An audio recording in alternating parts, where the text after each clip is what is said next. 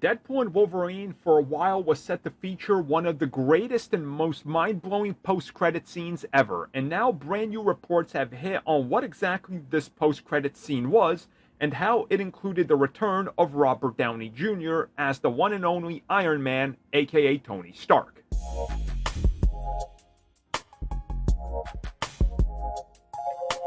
So if you guys have been keeping up with the reports on the post-credit scene of Deadpool and Wolverine, originally, the insiders and scoopers were all saying that the post-credit scene was going to blow everybody's mind, and that initially it was supposed to be Deadpool and Wolverine finding themselves left over as refugees in Sam Raimi's Spider-Man universe. This, of course, turned out to be false. Next up, we heard that it was actually going to be them in the MCU, and that they were joining Avengers Secret Wars and warning everybody of what's to come. This was also false. And there's been tons of other permutations that involve Andrew Garfield, and the most recent one that we heard was that they intended to reveal Doctor Doom, who was played by Robert Downey Jr., to lead into what was coming up next.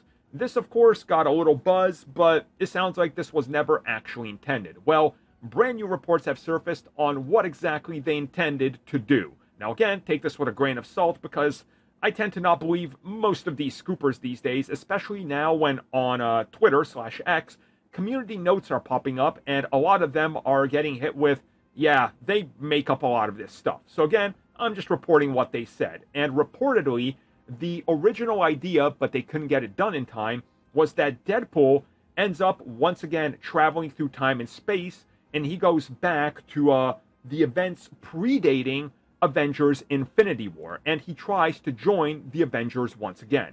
But this time, instead of going to Happy Hogan, he goes straight to the man himself.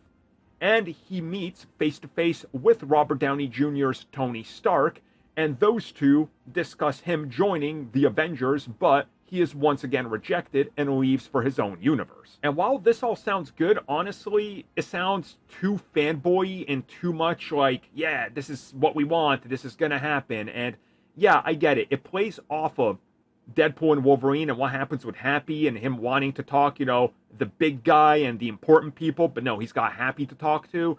I kind of get how this could be something that's in there, but let's be real. This just sounds like make-believe. Like, getting Robert Downey Jr. and paying him $25-ish million to make a small post-credit scene cameo that 10% of the people that are going to watch this film who stay for the post-credits are going to see is honestly nonsensical to me. And it just screams of, I need to scoop something that can't be proven, if that makes a whole lot of sense. Sorry to be negative on this, but doesn't this just sound too convenient?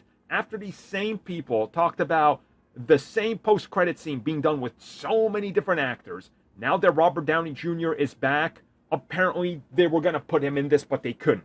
Which doesn't necessarily make sense, because a lot of these same people are also saying that the Robert Downey Jr. deal was done months ago, possibly even early in the year.